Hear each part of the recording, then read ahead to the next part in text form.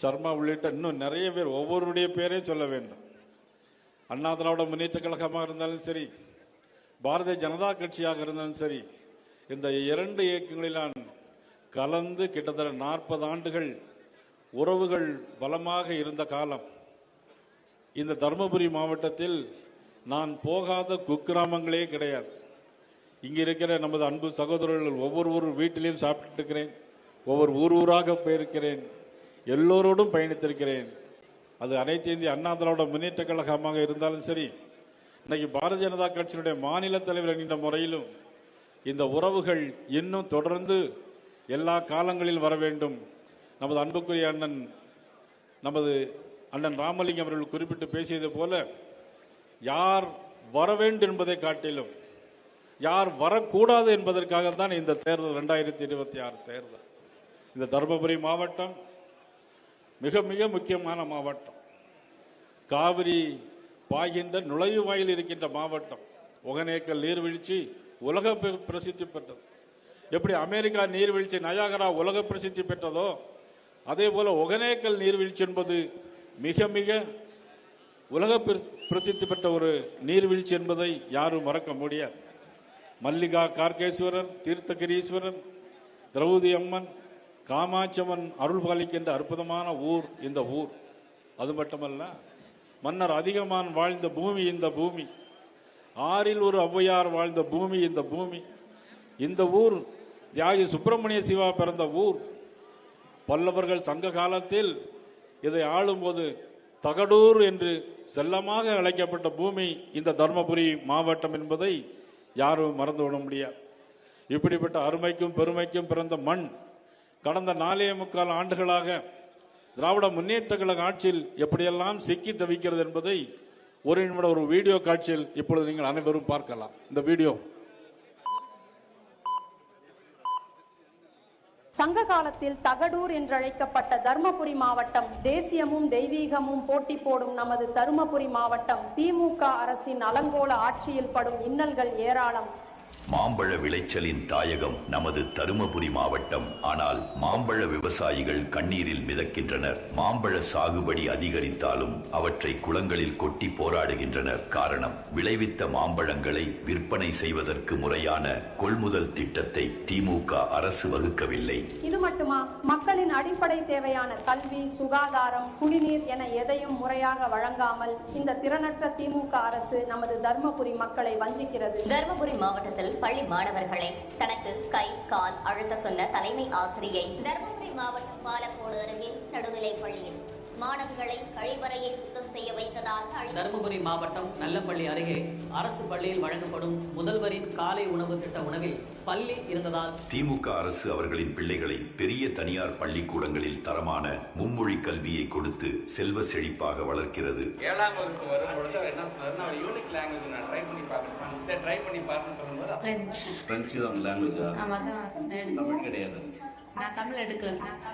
ஆனால் மத்திய அரசு கல்விக்காகவும் வளர்ச்சிக்காகவும் கொடுக்கும் எந்த திட்டங்களையும் நமது பிள்ளைகளுக்கு கிடைக்க விடாமல் செய்துவிட்டு அவர்களை அரசு பள்ளியில் கழிவறையை சுத்தம் செய்ய வைக்கிறது. பள்ளிகள் தான் இந்த லட்சணத்தில் இருக்கிறது என்றால் அரசு மருத்துவமனை இதைவிட கேவலமாகவும், முறையாக மருத்துவ சிகிச்சைகள் கூட கிடைக்காமல் மக்கள் தினம் தினம் அவதிப்படும் நிலையில்தான் உள்ளது. அரசு மருத்துவமனையில் பிரசவத்திற்காக அனுமதிக்கப்பட்ட பெண் உயிரிழந்த சம்பவத்தை கண்டித்து குரட்டை விட்டு அயர்ந்து உறங்கிய மருத்துவரின் அலட்சியத்தால் தந்தையை இழந்த சோகத்தில் குமுறிய மகன். தருமபுரி அரசு மருத்துவக் கல்லூரி மருத்துவமனையில் குழந்தை திருடப்பட்டிருப்பது அதிர்ச்சியை ஏற்படுத்தியுள்ளது. இந்த திறனற்ற திமுக ஆட்சியில் தருமபுரி அரசு மருத்துவமனையின் அங்கீகாரம் ரத்து செய்யப்பட்டது குறிப்பிடத்தக்கது. உதயநிதி நடித்த படத்திற்கு விமர்சனம் சொல்வதும், உதயநிதியின் மகன் வெளியிட்ட படத்திற்காக கூட்டம் சேர்த்து படம் பார்க்க வைப்பதில் குறியாக இருக்கும் சுகாதாரத்துறை அமைச்சர் நமது தருமபுரி அரசு மருத்துவமனையில் நடக்கும் பிரச்சனைகளை எல்லாம் கண்டுகொள்ளவா போகிறார்? இதைவிட மிகப்பெரிய கொடுமை என்னவென்றால், குடிக்க கூட தண்ணீர் இல்லாமல் நமது பிள்ளைகள் மயங்கி விழும்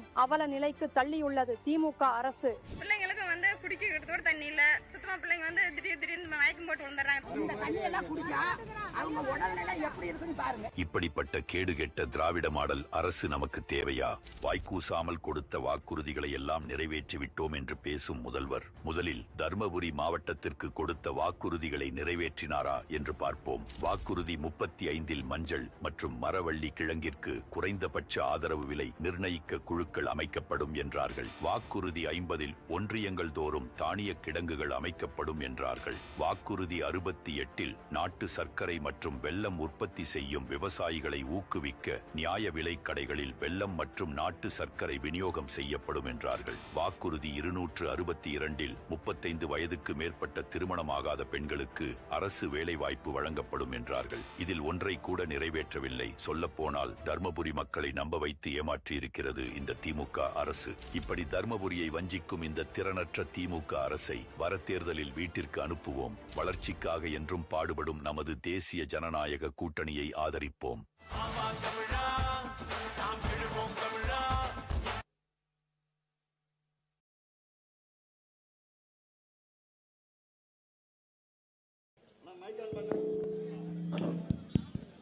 இந்த வீடியோவை பார்த்தீங்களா? இதுதான் இந்த ஆட்சியினுடைய அவல நிலை. தர்மபுரி மாவட்டம் என்று சொன்னால் செந்தூர் மாம்பழத்திற்கு ரொம்ப ஃபேமஸ். செந்தூரம் என்று சொன்னாலே இனிக்கும். ஆனால் இப்படிப்பட்ட இந்த மண்ணில், செந்தூரம் விளைகின்ற இந்த மண்ணில், மாம்பழங்கள் அதிகமாக விளைச்சல் விளைகின்ற மண்ணில் மாம்பழத்திற்கு ஆதார விலை இல்லாமல் 5 ஆண்டு காலம் இந்த கிடப்பிலே போட்டதன் விளைவாக மாம்பழங்களை ரோட்டிலும் காவிரி ஆற்றிலும் கொட்டக்கூடிய ஒரு சூழ்நிலை ஏற்பட்டது.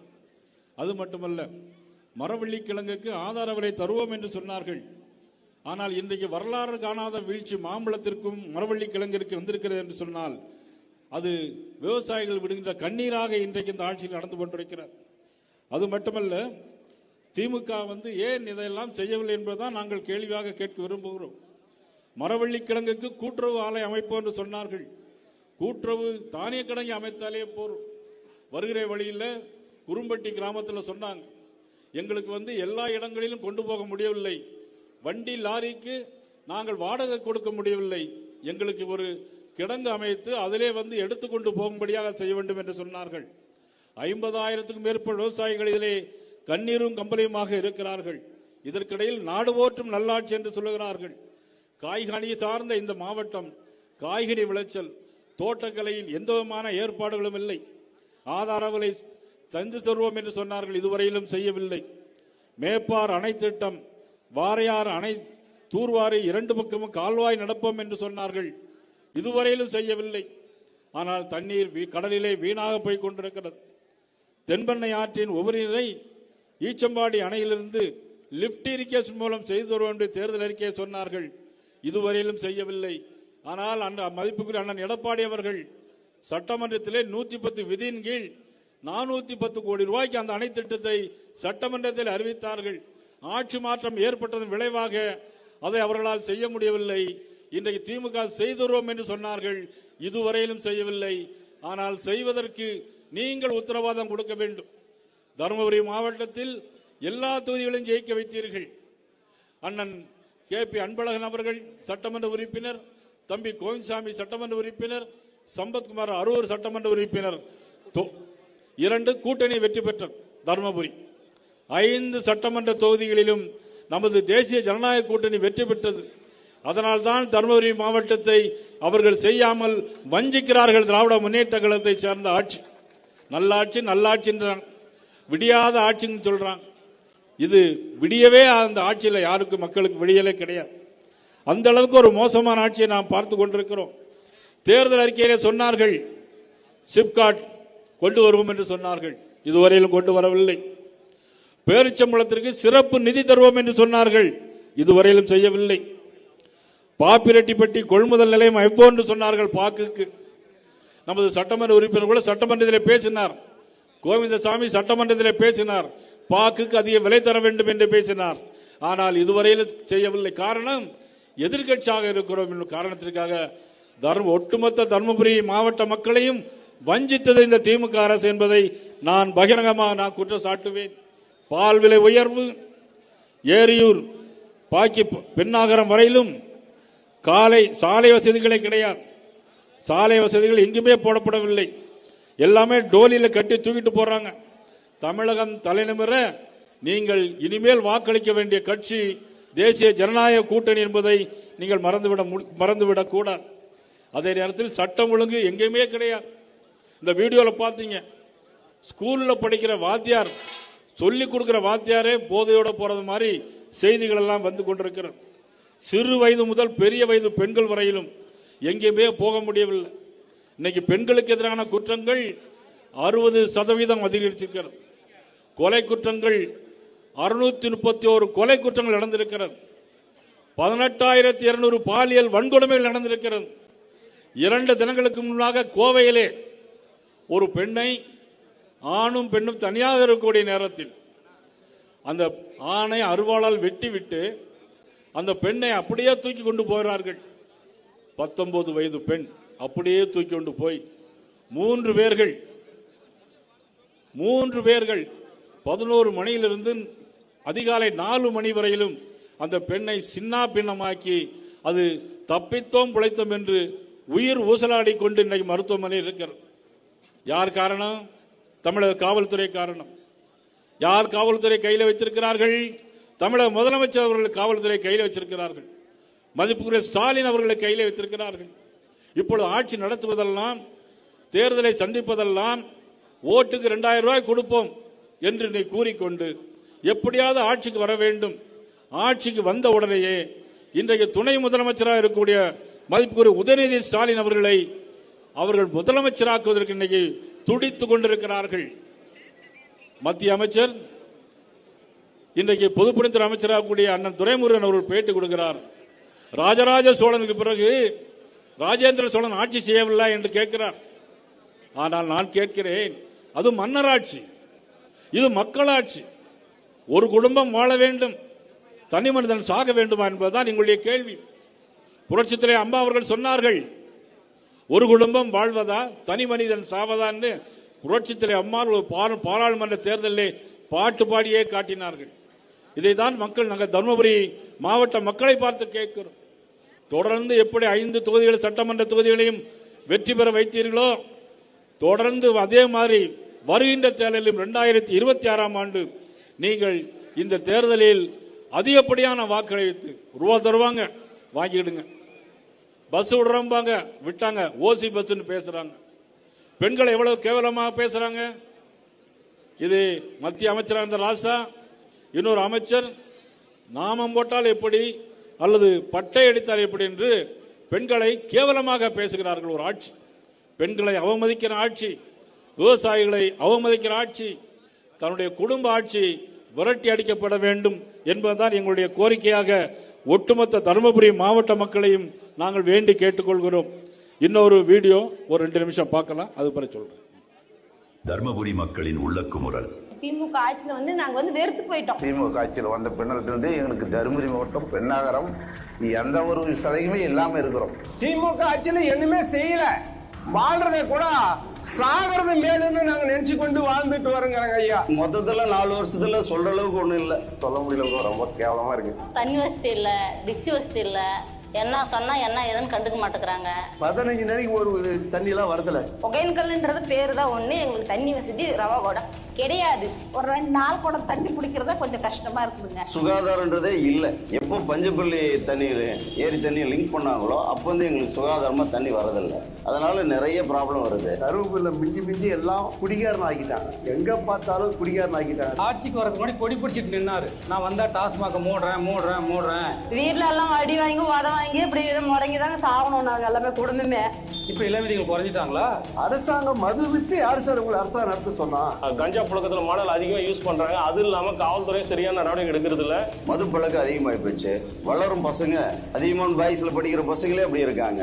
நகர்ப்புறத்துல இருந்து அனைத்து பகுதியும் இளைஞனுடைய வாழ்க்கை ரொம்ப சீரழியுது. இப்ப தருமபுரி எந்த வித டெவலப்மெண்ட்டுமே கிடையாது. பொது தேர்தல் 2021 முன்னாடி 524 வாக்குறுதி கொடுத்தாங்க. நெகை வைத்தால் தள்ளுபடி செய்யறதாக சொன்னாங்க. நாங்க அதே நம்பி நெகை வச்சுக்கின்னு கடன் விவசாயிகளுக்கு செஞ்சு நாங்க நெகை வச்சிருக்கிறோம். சிறு சிறு நெய்களெல்லாம் கூட வச்சு அப்படியே நாங்கள் நம்ம உடமையில வச்சுட்டு இருக்கிறோம். சொன்ன வாக்குறுதிகள்ல 30% கூட சரி நிறைவேற்றல. கரண்ட் பில்லு ஏத்திட்டாங்க, சொத்து வரி ஏத்திட்டாங்க.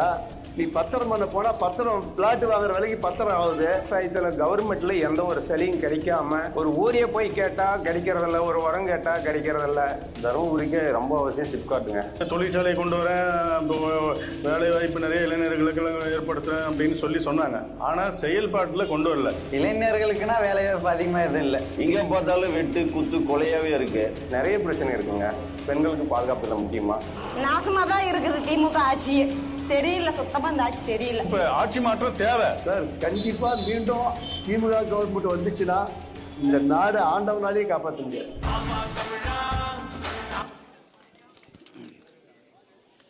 இந்த பகுதி மக்களுக்கு ஒரு சிப்காட் அமைத்து கொடுத்தால் இந்த பகுதியில் இருக்கிற படித்த இளைஞர்களுக்கு வேலை வாய்ப்பு கிடைக்கும். அதை செய்வோம் என்று சொன்னார்கள். 525 தேர்தல் வாக்குறுதிகள் கொடுத்தார்கள். ஒன்றை கூட நிறைவேற்றவில்லை. சொத்து வரி உயர்வு 300% அதிகரித்திருக்கிறது. மின்சார கட்டணம் 100% அதிகரித்திருக்கிறது. 2 மாதத்திற்கு ஒரு மின் கட்டணத்தை இருப்பதை 1 மாதத்திற்கு ஒரு முறை நாங்கள் கொண்டு வருவோம் என்று சொன்னார்கள். செய்தார்களா? இதுவரையிலும் செய்யவில்லை. எப்படி அவர்களால் செய்ய முடியாது? மக்கள் நலம் மக்கள் நலம் என்று சொல்லி தன்னுடைய மக்கள் நலத்தில் அக்கறை செலுத்தினார்களே தவிர தருமபுரி மாவட்ட மக்கள் மீது அக்கறை இல்லாத ஒரு அரசாங்கமாக இந்த திராவிட முன்னேற்ற கழக அரசு இருந்து கொண்டிருக்கிறது. தருமபுரி மாவட்டத்தின் மீது அக்கறை இருந்தால் இங்கே இருக்கிற மருத்துவமனையில் மல்டி ஸ்பெஷாலிட்டி கொண்டு வர வேண்டும் என்று இந்த மக்கள் விரும்புகிறார்கள். இந்த பகுதியிலே போர் வாட்டர் அதிகமாக குடிப்பதனால், புளோரசன்ட் குறைவாக இருக்கிறதுனால் இந்த பகுதி மக்களுக்கு கிட்னி ப்ராப்ளம் அடிக்கடி வருகிறது. ஆகவே கிட்னி டயாலிசிஸ் சென்டர் ஒன்று இந்த மருத்துவமனையை கொண்டு வர வேண்டும் இந்த மக்கள் விரும்புகிறார்கள். ஈச்சம்பாடி அணையிலிருந்து தண்ணீர் ஏற்றி பொதியன்பள்ளம் கால்வாய் வந்தால் 40 ஏரிகளுக்கு இங்கு தண்ணீர் கிடைக்கும். தண்ணீர் ஆறாக ஓடுகிறது, வெள்ளம் பெருக்கெடுத்து ஓடுகிறது. 1,00,000 கனஅடிக்கு மேல் தண்ணீர் வருகிறது. ஆனால் இந்த பகுதி மக்களுக்கு நல்ல பாதுகாக்கப்பட்ட குடிநீர் இதுவரையிலும் கிடைக்கவில்லை. வாணியாறு உபரிநீரை ஆலாபுரம் ஏரியிலிருந்து நீரேற்றினால் ராமியனஹள்ளி பகுதிக்கு அங்கே அந்த அளவில் தண்ணீர் கிடைக்கும். ஆனால் நமது கோவிந்தசாமி கூட சொன்னார், அண்ணே மத்திய அரசில் இருக்கிறீங்க, மங்களூர்ந்து சென்னைக்கு ரயில் போது எங்க மொரப்பூர்ல ஒரு நேரம் நிற்கவில்லையா, போகும்போது நிற்கிறது, வரும்போது நிற்கவில்லைன்னு கோவிந்தசாமி சொன்னார். அதை கண்டிப்பாக இனி வருங்காலத்தில் இனி ஒரு மாத காலத்திற்குள்ளாக அந்த ரயில் நிறுத்தம் மொரப்பூரிலே செய்து தரப்படும் என்பதை இந்த நேரத்தில் நான் தெரிவித்துக் கொள்கிறேன். அரூர், மொரப்பூர், பாப்பிரெட்டிப்பட்டி ஆகிய சுற்று வட்டார பகுதிகளில் மரவள்ளி கிழங்குக்கு நிச்சயமாக சாகுபடி அதிக அளவில் செய்யப்பட்டிருக்கிறது. அதற்கு தேவையான உதவிகளை செய்தர வேண்டும் என்று கேட்டிருக்கிறார்கள். இதையெல்லாம் கண்டிப்பாக நாங்கள் இந்த நேரத்திலே செய்துருவோம் என்பதை நேரத்திலே தெரிவித்துக் கொண்டு, தருமபுரி மாவட்டத்திற்கு எல்லா வகையிலும் அண்ணன் எடப்பாடி அவர்கள் வருகிற ஏப்ரல் மாதம் 10ஆம் தேதி தேர்தல் நடைபெற இருக்கிறது. அண்ணன் எடப்பாடி அவர்கள் தேசிய ஜனநாயக கூட்டணி தலைவராக இருக்கிறார். எத்தனை பேர் கூட்டணி என்பது முக்கியமல்ல, எப்படிப்பட்ட கூட்டணி என்பதுதான் முக்கியம். இந்த கூட்டணி தான் வெற்றி பெறக்கூடிய கூட்டணி, உறுதியான கூட்டணி. எல்லா காலங்களிலும் மத்தியிலும் மாநிலத்திலும் இது ஆட்சி செய்யக்கூடிய கூட்டணியாக இருக்கிறது. மத்தியிலே பாரத பிரதமர் நரேந்திர மோடி அவர்கள், தமிழகத்திலே அண்ணன் எடப்பாடி அவர்கள் இருவரும் சேர்ந்தால்தான் ஒரு டபுள் இன்ஜின் சர்க்கார் அது செயல்படும். அது டபுள் இன்ஜின் சர்க்கார் செயல்பட்டால்தான் மத்தியிலிருந்து நிதி வரும். மத்தியில் உள்ள நிதியை மாநிலத்திற்கு பெற்று தந்து, எப்படி அண்ணன் எடப்பாடி அவர்கள் 40,000 கோடி ரூபாய் தமிழகத்திற்கு பெற்று தந்தார்களோ அதே மாதிரி வருகின்ற காலங்களில் எல்லா திட்டங்களுக்கும் மத்தியிலிருந்து நிதியை வாங்கி தருவோம். இப்பொழுது முதலமைச்சர் ஸ்டாலின் சொல்கிறார், மத்தியிலிருந்து என்ன செய்தார்கள்? ஒன்றுமே செய்யவில்லை என்று சொல்லியிருக்கிறார். ஆனால் கடந்த 11 ஆண்டுகளில் மட்டும் 14 லட்சம் கோடி ரூபாயை தமிழகத்திற்கு கொடுத்தது பாரத பிரதமர் நரேந்திர மோடி அவர்கள் என்பதை யாரும் மறந்துவிட முடியாது. நமது தருமபுரி மாவட்டத்திற்கு மட்டும் இங்கே தருமபுரியிலிருந்து 72 கிலோமீட்டர் சாலை, ஓசூர் 72 கிலோமீட்டர் சாலையை 1331 கோடி ரூபாய் செலவிலே இன்றைக்கு ஏற்பாடு செய்யப்பட்டிருக்கிறது என்று சொன்னால் பாரத பிரதமர் நரேந்திர மோடி அவர்கள் கொடுத்த திட்டம் இந்த திட்டம். அண்ணன் இபிஎஸ் அவர்கள் முதலமைச்சராக இருக்கும்போது நடைபெற்றது. அதே மாதிரி தருமபுரி ரயில்வே ஸ்டேஷன் 17 கோடி ரூபாய் செலவில் புதுப்பிக்கப்பட்டிருக்கிறது. யாருடைய பணம்? மத்திய அரசுடைய பணம். யார் பிரதமர்? நரேந்திர மோடி அவர்கள். எப்படிப்பட்ட பிரதமர்? உலகத்தில் 25 நாடுகளை தேர்ந்தெடுத்திருக்கிறார்கள். 25 நாடுகளிலும் 3வது இடத்தில் இருக்குது இந்தியா. 3வது இடத்தில் இருக்கிற இந்தியாவை உருவாக்கி காட்டிய மாபெரும் தலைவர் நரேந்திர மோடி அவர்கள். பொருளாதாரத்தில் உலகத்திலே 4வது இடத்தில் இருக்கிறது பாரதமர் நரேந்திர மோடி அவர்கள். கிராம சாலைகளுக்கு மட்டும் மத்திய நிதி 185 கிலோமீட்டரை 270 கோடி ரூபாய் செலவிலே இன்றைக்கு ஒப்புதல் அளிக்கப்பட்டிருக்கிறது. மோடியுடைய வீடுகள் 11,630 வீடுகள் தருமபுரி மாவட்டத்திற்கு மட்டும் கொடுக்கப்பட்டிருக்கிறது. வீட்டுக்கு மின்சாரம் வழங்கும் திட்டத்தில் 2,68,68,000 பேர்களுக்கு வீடுகளுக்கு மின்சாரம் வழங்கப்பட்டிருக்கிறது. மத்திய அரசுடைய திட்டம். அதே மாதிரி 4 லட்சம் வீடுகளுக்கு ஜல்ஜீவன் மூலமாக திட்டம் வழங்கப்பட்டிருக்கிறது. பாக்கு பிரச்சனையை தீர்த்து வைக்கிறதுக்கு மத்திய அரசு தயாராக இருக்கிறது. கரும்புக்கு ஆதார விலை வேண்டும், அதை நிச்சயமாக செய்துவோம். நெல்லுக்கு ஆதார விலை வேண்டும். அண்ணன் நமது KP அன்பழகன் அவர்கள் அமைச்சர், நாங்கள் அமைச்சராக இருக்கும்போது இந்த சர்க்கரை ஆலைக்கு வந்து தேவையான உதவிகளை அனைத்தையும் செய்து கொடுத்தோம்.